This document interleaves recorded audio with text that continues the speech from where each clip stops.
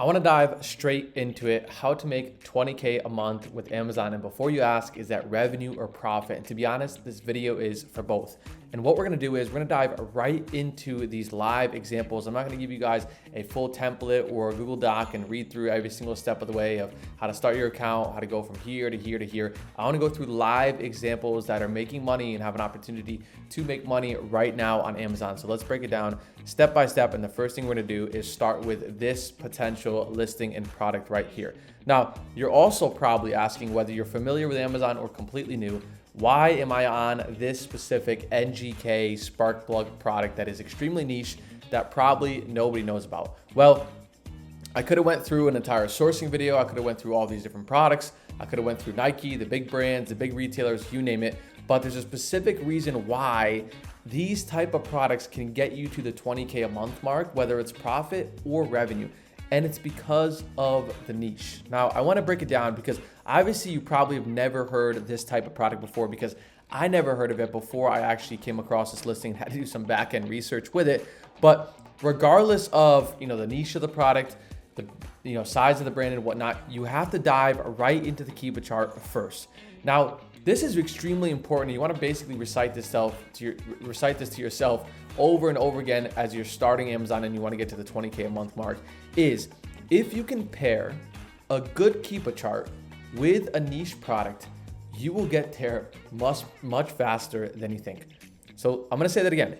If you can pair a good niche product, right? A very niche product, something like a spark plug, with a good quality keyword chart that you have, thumbs up, everything checks out. I'm going to break it down step by step here. Then you are in the running for a top tier 20K a month, 50K a month, 100K a month, revenue, profit, whatever, Amazon FBA business. Okay. So we're going to go through it step by step here. Now, what I mean by this keyword chart, and if you're completely new to it, don't worry, I'm going to break it down step by step. This is literally the golden age of the business.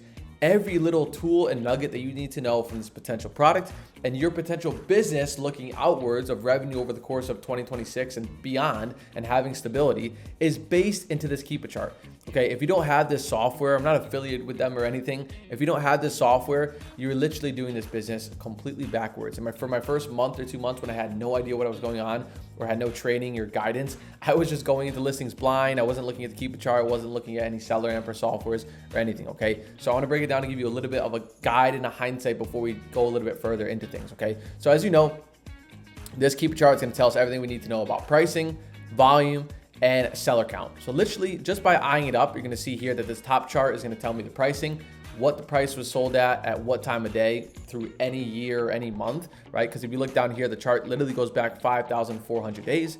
And this middle chart is going to tell me everything about the volume, how many sales per month this product is getting. So you notice here, even if it's niche, even if you never heard it before, you don't have to worry about that, because the data is going to tell you, listen, whether it's January, March, April, this year, last year, 2 years ago, it's going to perform well at this month. Okay. Now, of course, you have to analyze the other competition. If they're big sellers, if they're small sellers, it's extremely important to see who you're competing with and whatnot. But as long as the volume checks out, you are in the clear, you're in a good spot, and your competition looks good. Okay.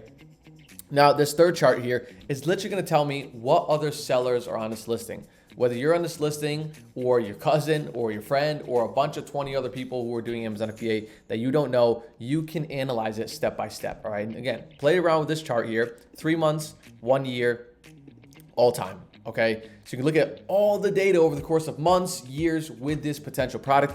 I like to start with 3 months and then move into 1 year. Okay. Because I want to see the broad scope of things. Because if I look at the 3 month picture here, the volume is at 300, 200 sales per month, 300, back to 200. But if I open it up to 1 year, look at the difference. It goes all the way up to 700, down to 400, 500, back to 700. Now it's a little bit down. So potentially I could be forecasting the volume to pick up at this time of the year. Because if we can see what happens here from March to May, the volume goes from 300 all the way up to 700.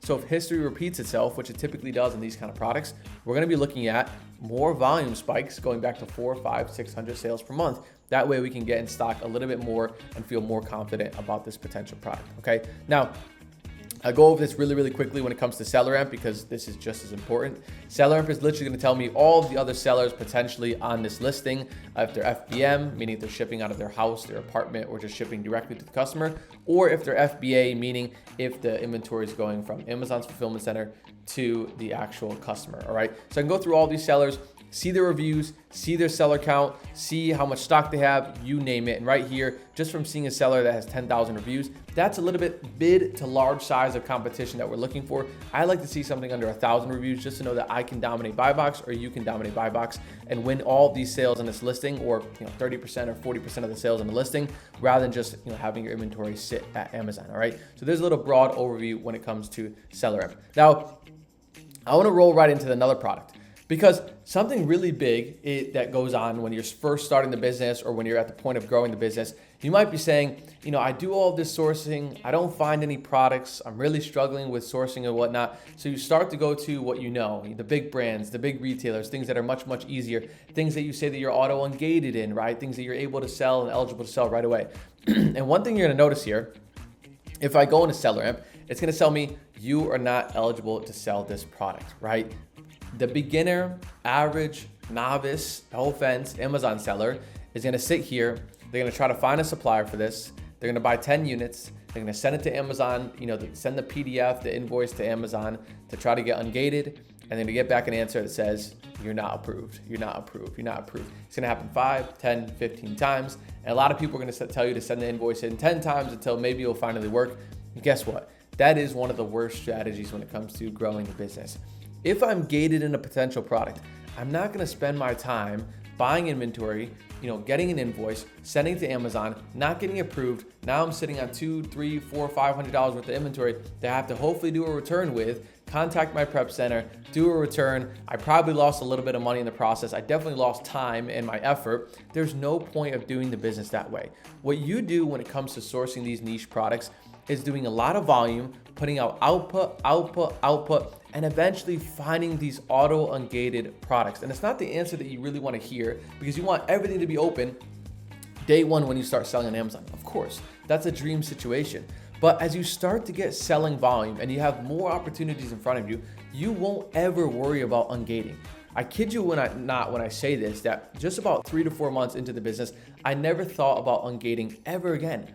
And people who I even talk to or help build their Amazon business today, who are actually growing the business, they don't think about ungating after 2 to 3 months. It was just a smoke and mirror in the beginning of the business, and eventually it goes away because you have so many more leads, so many more opportunities, and it's not something you struggle with because you're not worried about trying to get ungated, sending in inventory, losing money, blah, blah, blah. So I had to kind of touch on that one because it's extremely important when it comes to building the business in the early days. It all comes down to selling products for maybe a little bit less ROI, building history, getting ungated over time, and doing more volume so you just have more opportunities. There's like 9 million plus listings on Amazon.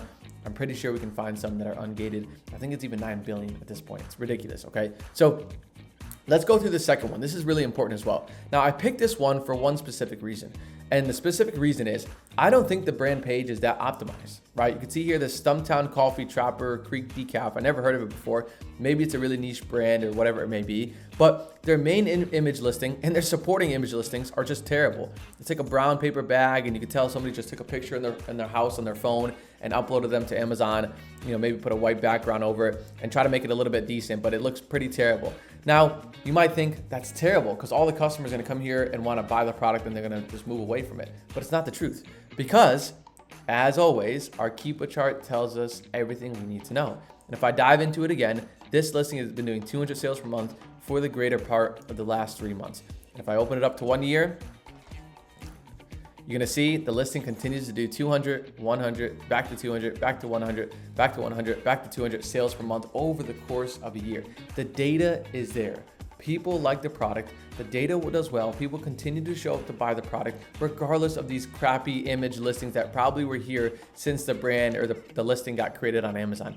And these crappy or bad image listings on Amazon are one of the largest opportunities it comes to building the business, because a lot of novice people stick away from them because number one, they're too niche, and number two, they're not one of the big brands. So a lot of those sellers who are getting started are actually not even jumping on these opportunities. They're moving away from them. But I have literally built my entire business off of niche, old packaging, bad, crappy pictures, brands and listings on Amazon. And it's one of the biggest highlighted opportunities that I don't see anybody talk about. And I have no idea why, okay? But again, if we just pull it back to the main topic of the entire video, we're back on a niche product, back on a niche listing that has consistency in the price. It has some smaller sellers when they buy box.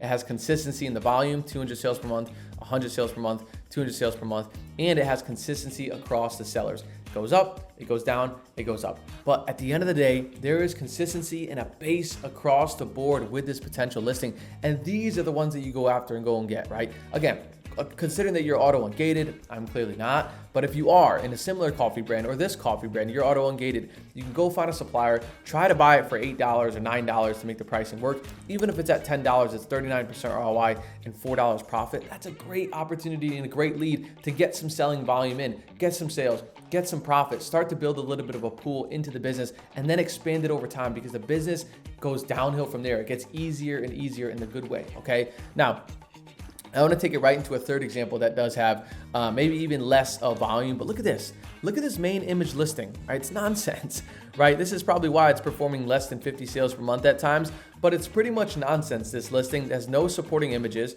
I never even heard of it. And even this one gets to about 50 sales per month, right? You can see here back in November, September, this terrible listing was selling at 50 sales per month. I'm not saying go out there and target terrible listings, but I am saying go out there and target the niche ones, because who has heard of this before? Who has thought to sell window flashing, pan flashing on Amazon? When you think about, what's performing well, this really popular, toothpaste on TikTok, or this beauty product on Amazon, on TikTok or Walmart, I see it everywhere on Instagram. That's what typically people think. But it's a wrong way to build the business. And the reason why you won't, maybe you can get to 20K per month and maybe just revenue, not profit, going that way. But it's a lot easier and faster to do it when you go down this niche rabbit hole. All right. And even if the volume isn't at 500 sales per month, 400 sales per month, what happens when you start to bring in inventory from this product, this product, this product, and so on? You start to build a base of these niche products with niche suppliers that a lot of people don't focus on. So it builds that consistency over time, and you start to get more money in the business, you reinvest it, and it grows more and more. But the ultimate story, the ultimate headline above all of it is chasing the niche, right? Keeping things slow, keeping things, at pace and whatnot with these niche brands, not going to the big ones. And this is how you get to the actual 20K of sales or 20K revenue or profit, net profit mark. Because yeah, I can sit here all day long and say, yeah, go find, outlet stores and Nike and Adidas, and you're gonna find these good coupons and deals, and maybe you'll get some good revenue, but it's not a business, number one.